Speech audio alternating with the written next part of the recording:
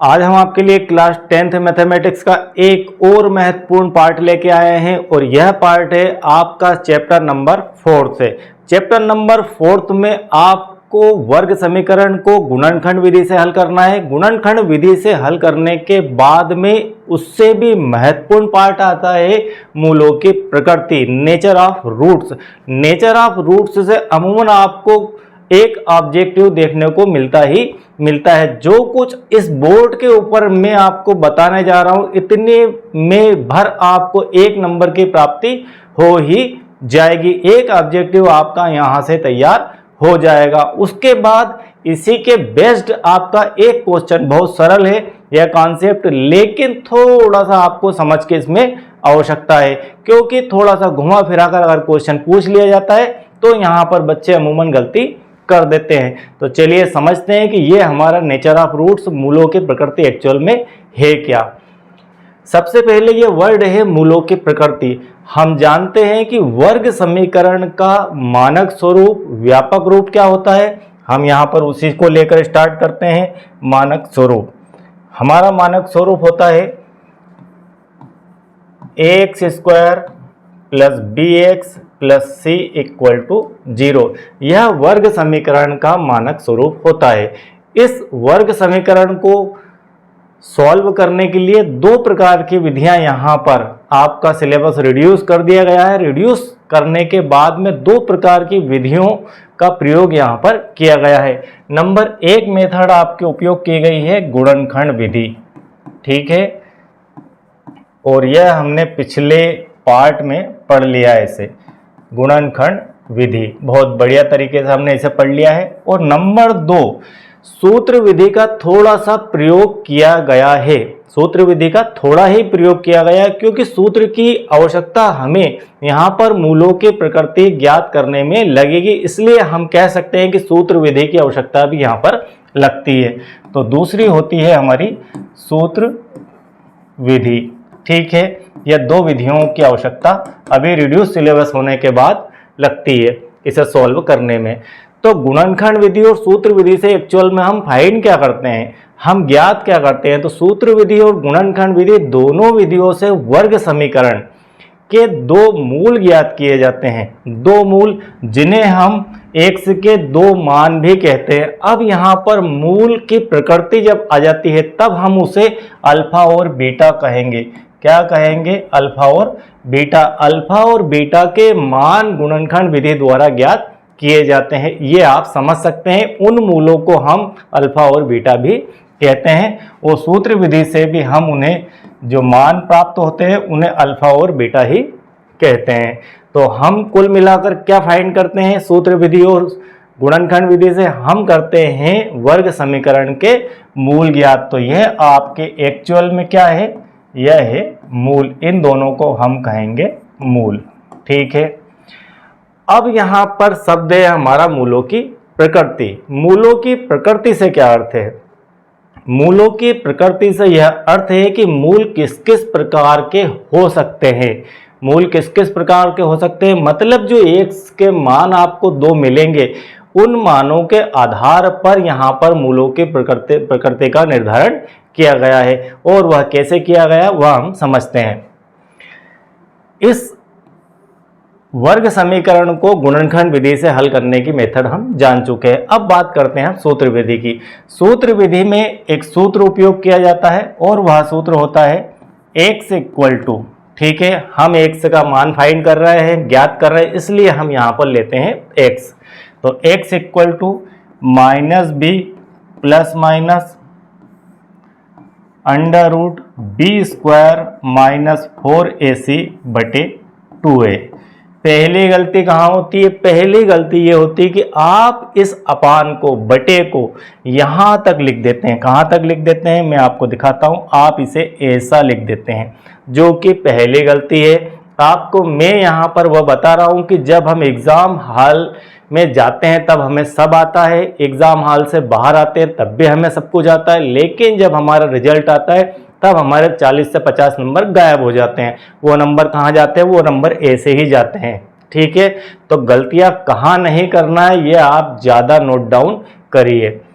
तो हम यहाँ पर इसे वापस वैसे ही कर देते हैं। तो ये आपका अपान का निशान यहाँ तक आना चाहिए, बटे का निशान यहाँ तक आना चाहिए, पूरा बी भी यहाँ पर कवर होना चाहिए। नंबर 1 बात। चलिए आगे बढ़ते हैं। अब यहाँ यह है सूत्र, किसका है? सूत्र विधि से हम वर्ग समीकरण का हल ज्ञात करते हैं, 2 मूल ज्ञात करते हैं अल्फा और बीटा का मान, उसके लिए यह फार्मूला बना है। इस फार्मूले को फिर से एक बार पढ़ते हैं। Minus b plus minus under root b square minus 4ac upon 2a है। हम यहाँ से ए बी सी की वैल्यू फाइंड कर लेंगे और इसके अंदर हम रख देते थे, तो हमें x के 2 मान प्राप्त होंगे। अब आप कहेंगे सूत्र तो यहाँ पर 1 है, 2 मान कैसे प्राप्त होंगे? 2 मान ऐसे प्राप्त होंगे कि यहाँ पर आप ध्यान से देखेंगे तो एक प्लस है और एक माइनस है। हम यहाँ पर इसे रिमूव करके थोड़ा सा आपको बेहतर समझ में आ जाए, इसलिए 2 कलर का यहाँ पर मैं यूज़ कर लेता हूँ। ठीक है, एक कलर हम ले लेते हैं वाइट, तो ये हो गया आपका प्लस, और एक कलर हम दूसरा ले लेते हैं, ये हो गया आपका माइनस। इस प्रकार से 2 निशान यहाँ पर बने हुए हैं, एक बार प्लस और एक बार माइनस। अब इन दोनों निशानों को मैं अलग अलग करके लिख देता हूँ। तो यहाँ पर हम इसे लिख सकते हैं x बराबर minus b plus under root b square minus 4ac upon 2a। ठीक है, एक तो ये हो गया।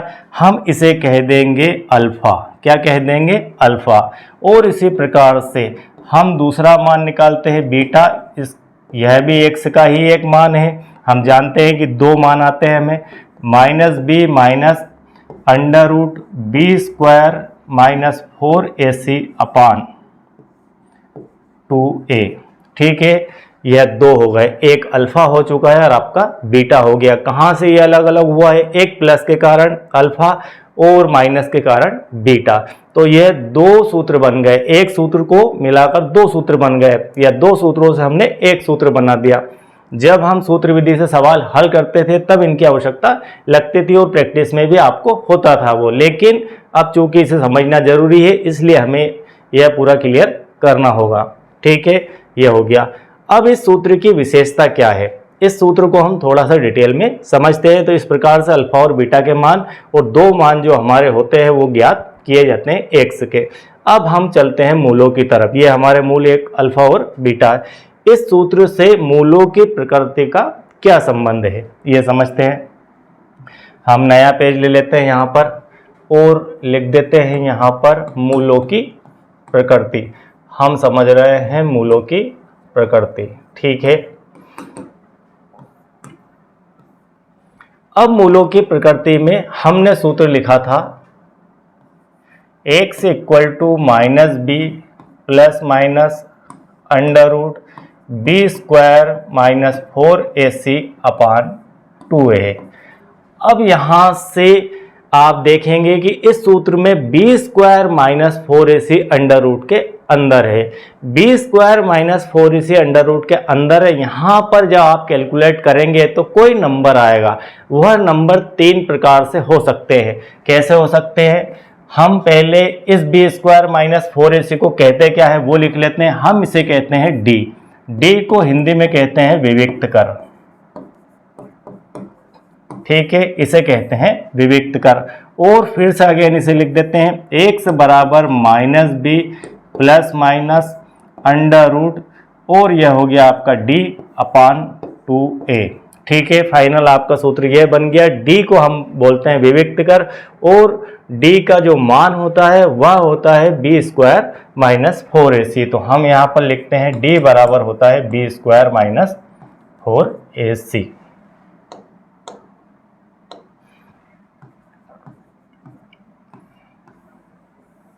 d बराबर बी स्क्वायर माइनस 4ac।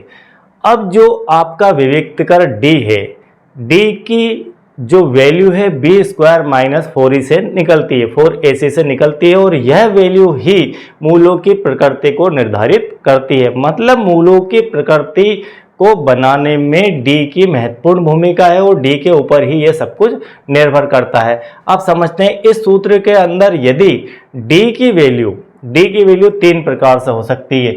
या तो d की वैल्यू 0 हो सकती है अगर आप इसको यहाँ से कैलकुलेट करेंगे, हमारा जो वर्ग समीकरण है उस वर्ग समीकरण से हम a की वैल्यू निकालते हैं, b की वैल्यू निकालते हैं और c की वैल्यू निकालते हैं। ठीक है, कुछ भी वैल्यू यहाँ पर आती है और इन तीनों वैल्यू को उठाकर जब हम इस सूत्र में रखते हैं यहाँ पर, तो बी स्क्वायर माइनस 4ac को कैलकुलेशन करते हैं और कैलकुलेशन के दौरान या बाद में हमें d का एक मान प्राप्त होता है, मतलब बी स्क्वायर माइनस 4ac की एक वैल्यू निकल कर आती है।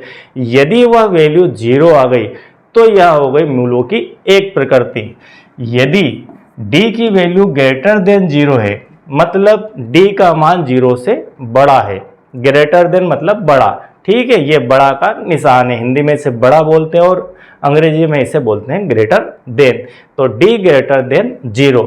और तीसरी कंडीशन होती है कि d लेस देन 0। ये तीन प्रकार से ज़्यादा इसके कैलकुलेशन में कुछ आ सकता है। या तो कोई संख्या धनात्मक आ सकती है, इसका अर्थ 0 का 0 हो गया, यह अर्थ है कि संख्या आपकी धनात्मक है। इसका अर्थ है कि संख्या आपकी ऋणात्मक है। इस प्रकार से d के तीन मान आ सकते हैं, तीन तरह से मान आ सकते हैं। d का मान या तो 0 आ सकता है, d का मान धनात्मक मतलब 0 से बड़ा और ऋणात्मक मतलब 0 से छोटा, क्योंकि हम जानते हैं कि संख्या रेखा पर 0 के इस तरफ की जो संख्याएं होती है वो ऋणात्मक होती है, 0 से उस तरफ की संख्याएं धनात्मक होती है और बीच में 0 होता है। और 0 ना तो धनात्मक होता है ना ही ऋणात्मक होता है, आप ध्यान रखिए इस चीज़ को। तो इस प्रकार से d के तीन वैल्यू आ सकती है और यह d के तीन वैल्यू रखकर ही यहाँ से आपको मूलों की तीन प्रकार की प्रकृति प्राप्त होती है। पहली प्रकृति d equal to 0। d equal to 0 जब होगा तब क्या होगा, आप यहाँ विचार कीजिए कि यहाँ मैंने रखा और d का मान आ गया 0। जब यहाँ d का मान 0 आ जाएगा तब क्या होगा। ठीक है, हम यहाँ पर नेक्स्ट पेज ले लेते हैं और आपको थोड़ा और क्लियर करते हैं। हमारा सूत्र यह है, x बराबर minus b plus minus under root b square minus 4ac upon 2a। और हम यहाँ पर बात कर रहे हैं d इक्वल टू यदि 0 होता है तब क्या होगा। यदि d का मान 0 होगा तब क्या होगा, चलिए रख के देखते हैं। यदि d का मान हम 0 रखते हैं इसके अंदर तो x बराबर, ठीक है, देन लिखते हैं यहाँ पर x बराबर minus b plus minus under root में 0 अपान 2a। अब आप बताइए कि जब 0 अंडर रूट के अंदर है तो इसका अंडर रूट ओपन करेंगे तो क्या आएगा, तब उसका मान 0 ही आएगा, मतलब माइनस बी प्लस माइनस 0 अपान 2a। इस स्टेप को हम थोड़ा सा और सॉल्व करें तो क्या होगा, 0 ना तो जुड़ेगी ना ही घटेगी। एक बार हम प्लस का साइन लेंगे, एक बार माइनस का लेंगे, तो दोनों ही कंडीशन में 0 आपकी जुड़ने से भी प्रभावित नहीं करेगी और घटने से भी नहीं करेगी। तो यहाँ पर x का मान आ जाएगा माइनस बी बटे 2a। अब हमें दो मान निकालने थे। क्या मान निकालने थे, एक अल्फा का और बीटा का। प्लस का साइन जब यूज़ करते तो हमें निकलता अल्फा और माइनस का साइन यूज़ करते तब निकलता हमारा बीटा। कुल मिलाकर हमें यहाँ से अल्फा और बीटा दोनों के ही मान सेम आ गए हैं, दोनों के ही मान एक जैसे आ गए हैं। मतलब जब यहाँ पर d की वैल्यू 0 हो जाती है तब हमें अल्फा और बीटा, या कह सकते हैं कि दोनों को हम कंबाइंड रूप से कहें तो कह सकते हैं मूल, इसके जो मूल है वो दोनों एक जैसे ही आ गए। तो हम फाइनली यहाँ पर यह लिख सकते हैं, क्या लिख सकते हैं कि d की वैल्यू जब 0 होती है, d की वैल्यू जब 0 होती है, इसका अर्थ b square minus 4ac equal to 0 होता है, तब दो मूल आपस में बराबर होते हैं और वास्तविक होते हैं। ठीक है, तो हमने क्या सीखा, दो मूल हमारे बराबर होंगे और वास्तविक भी होंगे। तो हम यहाँ पर अगेन लिख देते हैं आपको कि इस स्थिति में तब क्या होगा, तब आपका होगा मूल वास्तविक और बराबर। ठीक है, बात समझ में आ गई, वास्तविक और बराबर होंगे। क्यों होंगे, यह बात हमने यहाँ पर समझ ली कि d का मान जब 0 होगा तब मूल आपके वास्तविक होंगे और बराबर होंगे। ठीक है, हम दूसरी कंडीशन समझते हैं इसी प्रकार से। दूसरी स्थिति में अब क्या है, हमने एक स्थिति d इक्वल टू 0 की ली थी। अब दूसरी स्थिति लेते हैं कि d का मान 0 से बड़ा है। जब d का मान 0 से बड़ा होगा, इसका अर्थ है इसके अंदर हम यहाँ पर रखेंगे, यहाँ पर 0 प्लस में 0 से बड़ा मान मतलब कोई भी संख्या आएगी, 2 4 6 8 कोई भी संख्या आएगी, उस संख्या का कोई मान जरूर निकल कर आएगा। ठीक है, कोई भी धनात्मक संख्या है उसका जब हम अंडर रूट निकालेंगे तो कोई ना कोई वैल्यू तो आएगी। जब यहाँ पर कोई ना कोई वैल्यू आएगी, ठीक है, किस कंडीशन की बात कर रहे हैं हम, d ग्रेटर देन 0 की बात कर रहे हैं, तब क्या होगा, तब ये होगा कि हम यहाँ लिखेंगे x equal to minus b plus minus under root धनात्मक संख्या होगी। यहाँ पर हम लिख सकते हैं कोई भी धनात्मक संख्या होगी। ठीक है, धनात्मक संख्या होगी, d का मान 0 से बड़ा है मतलब कोई धनात्मक अंक हमें यहाँ पर मिलेगा बटे 2 है। उस स्थिति में क्या होगा, इसकी कुछ ना कुछ वैल्यू जरूर निकल कर आएगी, और कुछ ना कुछ वैल्यू निकलेगी तो हम उसे एक बार प्लस करेंगे और एक बार माइनस करेंगे। तो प्लस करने से जब हम पॉजिटिव चिन्ह लेंगे तब हमें अल्फा की एक वैल्यू प्राप्त होगी, मतलब एक मूल आपको यहाँ पर प्राप्त होगा। और जब नेगेटिव साइन लेंगे, क्या लेंगे, नेगेटिव चिन्ह लेंगे, तब आपको यहाँ से बीटा की कोई वैल्यू मिलेगी, मतलब एक मूल और मिल जाएगा। तो यहाँ पर दो अलग अलग मूल मिल जाएंगे आपको। ठीक है, दो अलग अलग मूलों की प्राप्ति होगी। और यह क्यों होगी, क्योंकि यहाँ पर कोई मान आ रहा है और इस मान का अंडर रूट निकलेगा, और हम इसके साथ एक बार प्लस करेंगे तो एक अलग नंबर आएगा, और इसके साथ माइनस करेंगे तो एक अलग नंबर आएगा, और उसे कैलकुलेट करेंगे तो दो मूल हमें यहाँ पर मिल जाएंगे। और ये दोनों मूल आपके कैसे होंगे, यहाँ पर वास्तविक होंगे। कैसे होंगे, वास्तविक होंगे। ठीक है, आप समझ गए होंगे कि वास्तविक का अर्थ क्या है, रियल रूट आपको देखने को मिलेंगे। तो हम यहाँ पर कह सकते हैं कि जब d की वैल्यू 0 से बड़ी हो तब आपको जो मूल मिलेंगे वो कैसे होंगे, देन मतलब तब जो मूल होंगे, मूल आपके वास्तविक होंगे। ठीक है, बात समझ में आ गई होगी। इसको फाइनली हम एक बार और रिपीट करेंगे, देन आपके मूल वास्तविक होंगे। अब तीसरी कंडीशन देखते हैं। तीसरी कंडीशन हमारा सूत्र वही लिख लेते हैं, minus b plus minus under root b square minus 4ac upon 2a, और यहाँ पर d की वैल्यू है बी स्क्वायर माइनस 4ac, इसे हम विभक्त कर भी कहते हैं। अब हम ले रहे हैं कि d की जो वैल्यू है वो लेस देन 0 है। ठीक है, d का मान लेस देन 0 है, मतलब क्या है, ये है ऋणात्मक। कैसा है, ऋणात्मक। अब यहाँ पर हमें प्राप्त होता है कोई भी ऋणात्मक अंक या ऋणात्मक संख्या, तब क्या होगा, हम इसे ऐसा लिखेंगे, minus b plus minus under root, और यहाँ पर एक नेगेटिव नंबर मिलेगा। कैसा मिलेगा, एक नेगेटिव नंबर मिलेगा।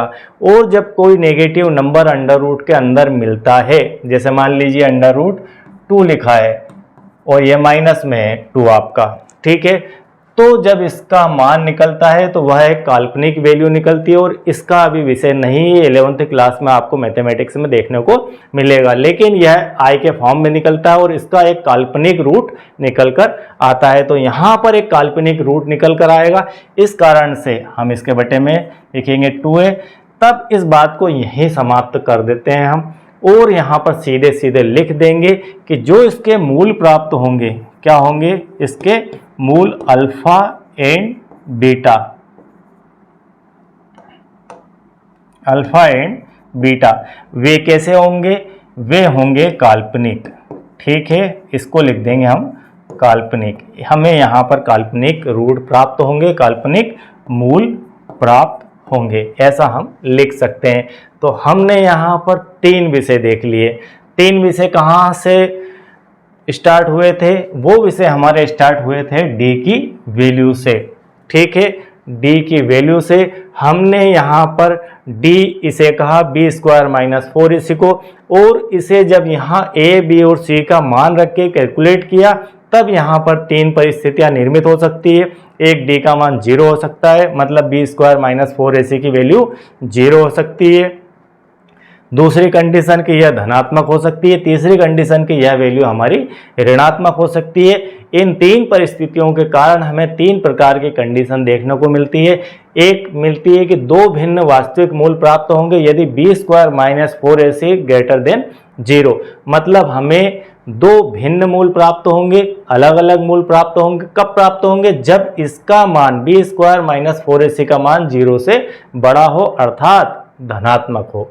फिर दूसरी स्थिति 2 बराबर वास्तविक मूल होते हैं यदि b square minus 4ac equal to 0 हो, मतलब बी स्क्वायर माइनस 4ac का मान यदि 0 आता है कैलकुलेशन में, तब हमें 2 बराबर वास्तविक मूल प्राप्त होंगे। अभी हमने जस्ट देखा था इस प्रकार से। कहाँ देखा था? हम आपको दिखा देते हैं कि यहाँ देखा था। इस प्रकार से हमें 2 मूल बराबर प्राप्त होते हैं। और तीसरी स्थिति यह होती है कि कोई वास्तविक मूल नहीं प्राप्त होता है। कोई वास्तविक मूल नहीं प्राप्त होता है, इसका अर्थ है कि आपको काल्पनिक मूल प्राप्त होंगे, और काल्पनिक मूल को ही हम कह देते हैं कि मूल प्राप्त ही नहीं हो रहा है, क्योंकि मूल हमें जो चाहिए वह प्राप्त नहीं होगा, काल्पनिक रहेगा, तो इसलिए हम उसे वहीं छोड़ देते हैं। तो बी स्क्वायर माइनस 4ac कब लेस देन 0 हो। तो फाइनली हमने क्या सीख लिया? हम इसे एक बार और कंप्लीट देख लेते हैं। अब हम यहाँ पर लिख लेते हैं फाइनली कि हमने सीखा क्या है। हमने यह सीखा है कि हमारा जो d है उसे हम कहते हैं b square minus 4ac,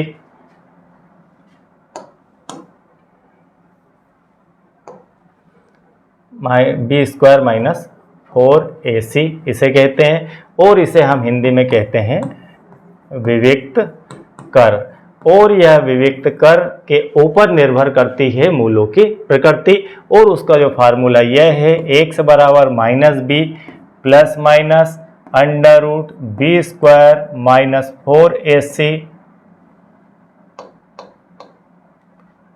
4ac upon 2a।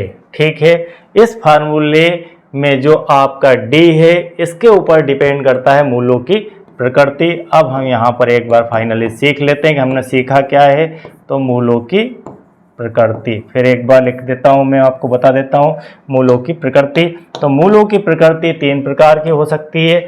जब d का मान 0 हो, अर्थात बी स्क्वायर माइनस 4ac बराबर 0 हो। ठीक है, अर्थात इसे दूसरों शब्द में लिखें तो विविक्त कर आपका 0 हो। समझ जाइए आप, 3 प्रकार से लिखा हुआ विविक्त कर 0 है, मतलब d का मान 0 है, मतलब बी स्क्वायर माइनस 4ac का मान 0 है। इन तीनों ही परिस्थितियों को हम एक ही जैसा मानते हैं और एक ही है ये। इसका अर्थ है, क्या अर्थ है? कि हमारा d का मान 0 है। ठीक है, बी स्क्वायर माइनस 4ac 0, मतलब d का मान 0, विविक्त कर 0 है। तो हम कह सकते हैं कि इस परिस्थिति में मूल कैसे होंगे? हमारे मूल होंगे मूल वास्तविक और बराबर होंगे। ठीक है, और उसे फाइनली हम कह सकते हैं कि अल्फा बराबर बीटा। ठीक है, ये आपकी एक बात होती है। दूसरी कंडीशन कि जब d का मान d ग्रेटर देन 0 हो, अर्थात यह धनात्मक हो, इसे दूसरों शब्द में कह सकते हैं धनात्मक, मतलब बी स्क्वायर माइनस 4, आज ये 4 को क्या हो गया है भाई, 4ac greater than equal to 0। ठीक है, ये बी स्क्वायर माइनस 4ac का मान धनात्मक हो। इस परिस्थिति में हम क्या कहेंगे? इस परिस्थिति में कहेंगे कि हमें मूल प्राप्त होंगे, वो भी अलग और वास्तविक। कैसे आएंगे? मूल अलग अलग और वास्तविक प्राप्त होंगे, तब हम कह सकते हैं कि हमें एक अल्फा मिलेगा, एक अल्फा का मान मिलेगा और एक बीटा का मान भी मिल जाएगा। तो यह दूसरी परिस्थिति कहलाती है। और तीसरी कंडीशन क्या है? तीसरी कंडीशन ये है कि d का मान d लेस देन 0, मतलब यह होगा आपका ऋणात्मक। तो हम यहाँ पर बात ही खत्म कर देंगे, मतलब बी स्क्वायर माइनस 4ac, यह 4 बड़ा तकलीफ दे रहा है आज तो, 4ac लेस देन 0 से इसका मान छोटा होगा। इसका अर्थ है कि यहाँ पर हमें जो मूल प्राप्त होंगे वह होंगे मूल काल्पनिक। ठीक है, हम इसे सिर्फ इतना ही लिख देते हैं, मूल काल्पनिक होंगे और इस बात को यहीं एंड करते हैं। हमें मूल ज्ञात करना है, मान लीजिए, तो मूल किस परिस्थिति में ज्ञात होंगे? अब आपका नेक्स्ट जो क्वेश्चन आएगा वो मूल ज्ञात करने का रहेगा कि मूलों का यदि अस्तित्व है तो उन्हें ज्ञात कीजिए। तो मूलों का अस्तित्व है का अर्थ है कि मूल वास्तविक निकलकर आना चाहिए, हमें आंसर मिलना चाहिए। यदि आंसर मिलेगा तो हम कहेंगे उसका अस्तित्व है, अदरवाइज उसका अस्तित्व नहीं है। तो अस्तित्व होने का अर्थ है कि अल्फा और बीटा का मान हमें मिले, और यह मिलेगा कब मिलेगा? जब d का मान ग्रेटर देन 0 होगा, मतलब d का मान धनात्मक होगा, मतलब बी स्क्वायर माइनस 4ac की वैल्यू धनात्मक आएगी। तब कोई संख्या माइनस b में जुड़ेगी और घटेगी अंडर रूट से निकलने के बाद, तब हमें अल्फा और बीटा का मान प्राप्त होगा। मतलब एक से के 2 मान प्राप्त होंगे, एक प्लस में और एक माइनस में। तो यह तो था आपका नेचर ऑफ रूट, मूलों की प्रकृति का कॉन्सेप्ट। बिल्कुल बेसिक से मैंने आपको यहाँ पर दिखा दिया है, और यही हमने स्टार्टिंग में लिखा हुआ भी रखा था। इसे ही हम समझते हैं मूलों की प्रकृति से। अब आपको जो नेक्स्ट क्वेश्चन मिलेगा वह क्वेश्चन इसी के जैसा ही क्वेश्चन, इस कॉन्सेप्ट पर डिपेंड क्वेश्चन आपको देखने को मिलेगा। ठीक है, आई होप कि आपको यह बिल्कुल क्लियर हो चुका होगा, और इसके अंदर से डेफिनेट आपको क्वेश्चन देखने को मिलेंगे। इसमें काफ़ी सारे ऑब्जेक्टिव रहेंगे। मैं आपको बहुत जल्द ही क्लास 10th की ब्लूप्रिंट भी कंप्लीट कराने वाला हूं। अब जैसे ही नई ब्लूप्रिंट आ जाती है 23-24 की, वह मैं कंप्लीट करवा दूंगा, और उसके अंदर बहुत ही मोस्ट IMP क्वेश्चंस रहते हैं। उसके बाद बोर्ड द्वारा एक और आपको क्वेश्चन पेपर जारी किया जाता है, वह क्वेश्चन पेपर भी हम कंप्लीट करवा देंगे। IMP क्वेश्चन भी जारी किए जाते हैं, वह भी हम कंप्लीट करवा देंगे। तो आई होप कि आपको यह सब समझ में आ रहा होगा, मेरी बात आपको क्लियर पहुंच रही होगी। और यदि क्लियर पहुंच रही है तो चैनल को आप यदि सब्सक्राइब नहीं किया है तो तुरंत सब्सक्राइब कर लीजिए। और याद रखिए कि हम आपको बहुत ज़्यादा फ़ायदा 10th क्लास में पहुँचाने वाले हैं। लास्ट ईयर भी 10th का रिजल्ट इसी कारण से बिगड़ा था कि आप लोगों ने ठीक से ध्यानपूर्वक उसे नहीं पढ़ा था। तो मैथ्स में बहुत ही बारीकियाँ होती है, और यहाँ से ही परसेंटेज कवर होते हैं, परसेंटेज बिगड़ते भी हैं। आई होप कि आपने अब तक सब्सक्राइब कर लिया होगा, नहीं किया हो तो कर लीजिए। इसके बाद देखते हैं हम मूलों से संबंधित क्वेश्चन। बहुत ही IMP क्वेश्चन है, सिर्फ 2 क्वेश्चन है, उन दोनों क्वेश्चनों को प्रॉपर कर लीजिए, उसी के अंदर से आपको क्वेश्चन देखने को पेपर में मिल जाएंगे। Thank you very much.